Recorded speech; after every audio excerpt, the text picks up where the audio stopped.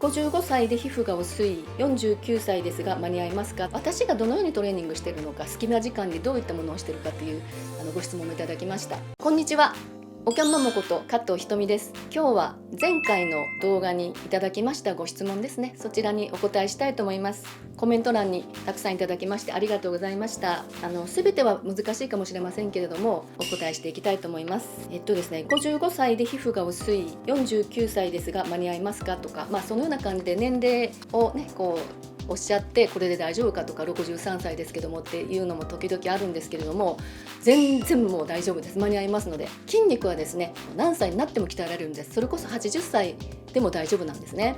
で、まずたるみを感じた時、いろんな顔の老け感ですね、感じた時、その時からすぐに始めれば大丈夫なんです。しっかりと。で、顔の筋肉と皮膚というのはもう一体化してるっていう話をね、以前もしてますけれども、上げれば上げるほど皮膚も上がりますから。で、逆に言うとですね、何もしなければもう落ちていく一方、たるむ一方だと思っていただいたらいいと思います。ですので、今やって大丈夫かと思ったら、もうそのすぐ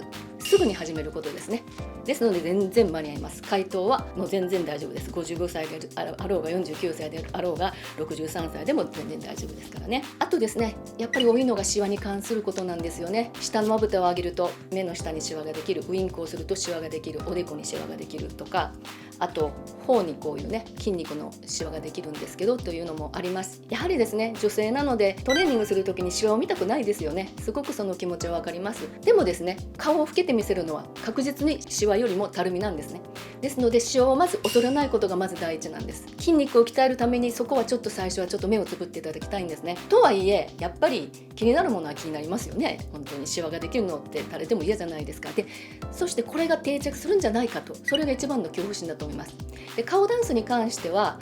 最初はシワが気になってもだんだんと筋肉が育つにつれてシワが気になることがほとんどです。これは言い切れます。ただそこまで行くまでにやはり自分の中で不安になるっていうそのメンタルな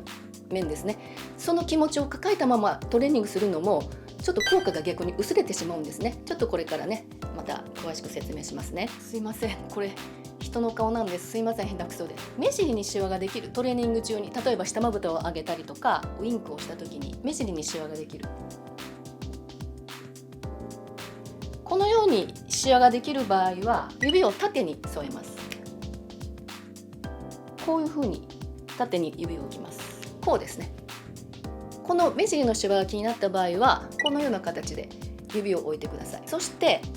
あとですね、おでこですね。おでこに関してはトレーニング中におでこにシワが寄るんです。これ大丈夫ですかということなんですけど、おそらくですね、頬をこう上げる時とか、あとウインクする時とか、そういう時に眉毛を上げてるんじゃないかと思いますね。ご自身で無意識にグッとこうおでこに力を入れてる、眉毛を上げてシワを作ってる可能性というか、ほとんどそれが原因ですので、おでこにシワができると思った時点で眉毛を上げないようにするのが一番いいんですけれども、それがどうしてもできない、他のところを動かしている時にどうしてもここに眉毛をグッと上げてしまうという場合は眉毛を上げてもいいのでこのように置いてください。で、おでこのトレーニングをする時に指を2本こう添えて眉毛の上げ下げをするんですけれどもね、基本は。でも両手が使えない場合はもう手のひらでパチってグッとこう押さえていくといいですね。指もしくは手のひらでグッと押さえながら目の下まぶたを上げるとかね、ウインクするとかするといいですね。あとはですね、頬から口元に筋肉の筋ができるっていう、こういう筋割と多いのが顎にこうできたりとか、あとこうほうれい線に沿うように何重にもこう細かくできたりとかする。顔のトレーニングを始めた時にですね、この顎にこういう筋ができることがたまにあります。筋肉が発達し始めた証拠なんですけれども、私も最初のうちはちょっとこういう筋が気になってました、今思うと。でもこれはだんだんと消えてきますので、これは指で押さえたりしなくてもいいです。よっぽど深いものでなければね、特にこれは気にしなくても大丈夫です。で、ここにあるものは全てシワに対して直角に指で押さえましょう。顔の皮膚って一枚の紙みたいなもんですよね。このように紙みたいなもんですよね。これを口を動かして何だりするんですが、どっかしらこう必ずこうよれますよね。よれて重なったところがシワになるわけですね。グッと入り込んでしまうんですね。で、それはもうトレーニングする上では筋肉を鍛えようと思ったらどうしても仕方がないことなので、指でこうグッと押さえてここを重ならないようにするということですね。例えばこうやった時にこういう風にたくさんシワが入る方も多いですね。でそういうのが気になる方はこのシワに対してこっちですね、こうシワに対して直角に指を添える。シワに対して直角、こっちからでもいいしこっちからでもいいし指を添えていきます。そして押さえて皮膚が重ならないようにすることが大事ですね。あとですね、質問の多いのがここ目頭から斜めにシワができるんですっていう、これねほんと細かいシワ、割と皮膚の薄い方、若い方とか皮膚がすごく薄い方とかに多いと思います。あと目の大きい方は割と目の周りにはシワができやすいんですね。でこのシワはですね、放っておいても定着はしないんですけども、どうしても気になる場合は小指でこう押さえてください。小指でそのシワの部分を、小指が一番いいです。軽く、本当に軽く、目の下ってすごく薄いので本当に軽い感じで押さえてください。シワはとにかく指で押さえる、もしくはですねリンクルブロッカーですね。これ私がトレーニング用に作ったんです。やはりシワをすごく気にされる方が多いです。特にトレーニングの初期の方はね多いので、伸び縮みして皮膚に負担がなく腫れて顔のいろんな形にいろんな部位にこう合わせやすくなってるようなね、こういう5シート入ってるんですね。でこれは何回も貼って剥がして何回かは使えますからね、粘着力がなくなるまでは。でトレーニングの時にこれを貼るのもいいですね。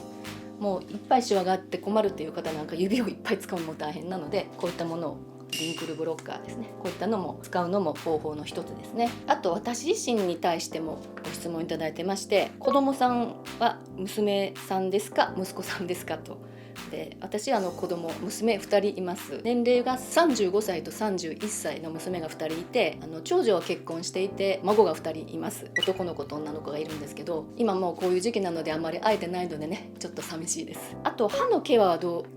ですね、どうしているんですかと。すごく歯のことね白いですねとか言っていただくことも多いんですけども、以前はねホワイトニングに行ってました。オフィスホワイトニングで、あと自宅でねホームホワイトニングですね、そういうキットを作ってもらってやったりしてたんですけど、結構刺激が強いですよね。なんかこう歯茎に対しても刺激がすごくあって体に入るのであまり良くないんではないかなということで、最近はこれ使ってますね。アパガードプレミオ、これですね。これもう長いです。もう10年近くなるかもしれませんね。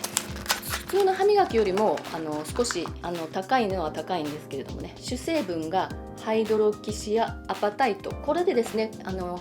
表面のこの傷とかをね埋めてくれるんですね。あと本当に虫歯ができなくなりました。これを使ってほとんど歯医者に行ってないですね。で表面がすごくつるっとするんですね。歯医者さんでやるホワイトニングほど漂白するということはないんですね。でも自然の白さを引き出すという感じでとても気に入ってます。これすごく使ってますね。頬の苔が気になるけれども、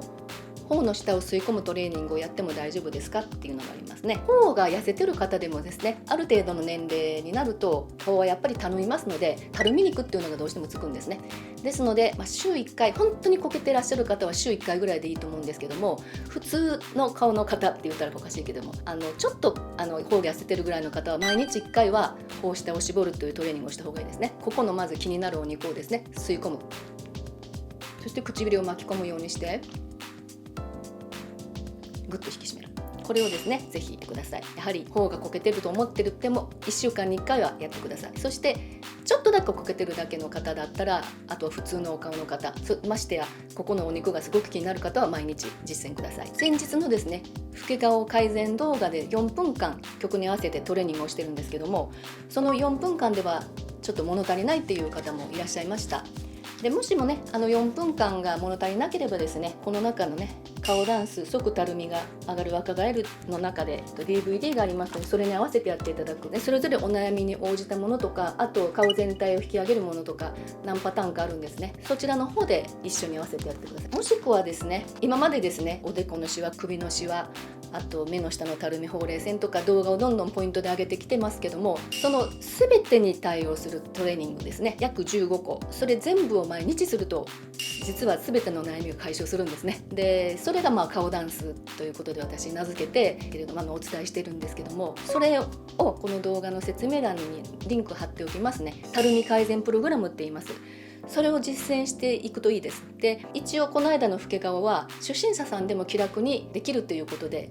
あとどうしても疲れるとトレーニングなかなかできないという方も多いと思うので、でも4分曲に合わせてやればできる、この流れでやればいいっていうことでね、割と導入しやすい形でこの間ご紹介しましたけども、もっと突っ込んでやりたい方は今までお届けしている動画をその通りの回数やっていただく、もしくはそれの2倍まで大丈夫ですので、それをしっかりやっていただくとか、あとこういう本の中の DVD で一緒にやっていただく、そうするとかなりみっちりできますね。そんな感じでしていただければと思います。あとですね、口角を上げようと思っても上がらない、笑顔作っても真横にしかいかないっていうのがあります。口角のこの角度はですね、上げた方がいいってよくね、私も笑顔を作って口角上げてってこの角度をちょっと斜め上にしましょうっていう風なお話をしてますけれどもね、どうしてもその方の骨格とか、いろんな条件があって完全に上がらない場合がありますね。その場合真横でも全然平気です。ご自身の中で口角を上げているっていう意識があればしっかり口輪筋が鍛えられますのでね、口角を上げる目的は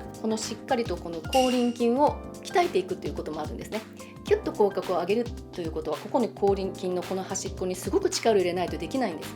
で、ここが緩むとダイレクトに顔がドンと落ちますので、ここを緩めないために口角を上げた方がいいと。もちろん見た目も良くなりますからね。でもそれがたとえ真横になった状態でピッと上がった状態でなくてももう問題ないです。気にせずにその状態でやってみてください。あとですね、私がどのようにトレーニングしているのか、好きな時間でどういったものをしているかというご質問もいただきました。私はですね、実は夜湯船に入ってやってます。お風呂に入って湯船に浸かったらやるって決めてます。で、おでこからざーっと順番にやっていくんですけれどもね、なぜそういう風にしてるかというと、絶対忘れないからです。毎日真冬でも真夏でもですね、湯船に入るって決めてますので、その間にやります。入るともうそれがトレーニングの時間。あともう一つですね、湿気でですね、